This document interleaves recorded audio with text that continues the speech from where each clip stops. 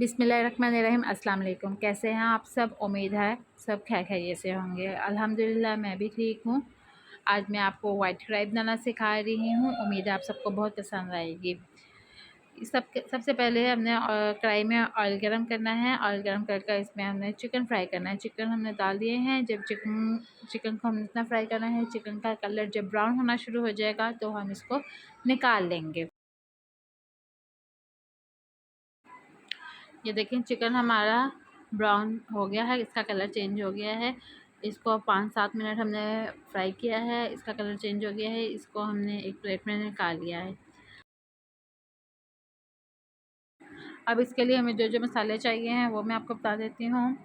नमक, सूखा धनिया पिसा हुआ, ज़ीरा पिसा हुआ, अदरक लहसुन का पेस्ट, सब्ज़ मिर्च पिसी हुई, काली मिर्च। अब जिस ऑयल में हमने चिकन फ्राई किया था उसमें हम प्याज डाल देंगे, दो अदद प्याज डालने के बाद इसको लाइट सा ब्राउन करेंगे। बिल्कुल लाइट सा करना है। जब ये लाइट ब्राउन हो जाएगा तो अब हम इसमें टमाटर डाल देंगे।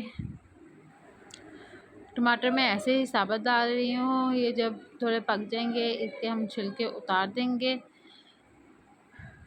टमाटरों को ऐसे पकाते रहेंगे। इसमें अदरक लहसुन का पेस्ट डाल देंगे। यहाँ पे हमारे छिलके जो हैं टमाटर के बिल्कुल नरम से हो गए हैं। इसको हम उतार लेंगे और इसको बाद पर हम अच्छे से मैश कर देंगे।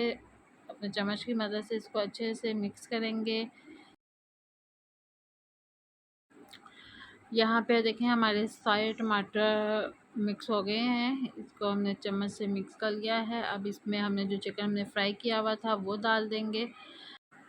चिकन डालने के बाद इसमें हमने बाकी अपने मसाले डाल देने हैं। सब्ज़ मिर्च, नमक, सूखा धनिया, ज़ीरा, काली मिर्च, ये डाल के इसको अच्छे से इसकी बुनाई करेंगे। और साथ ही हमने पहले धारा मिर्च ने आपको बताई थी, धारा मिर्च हमने डाल देनी है।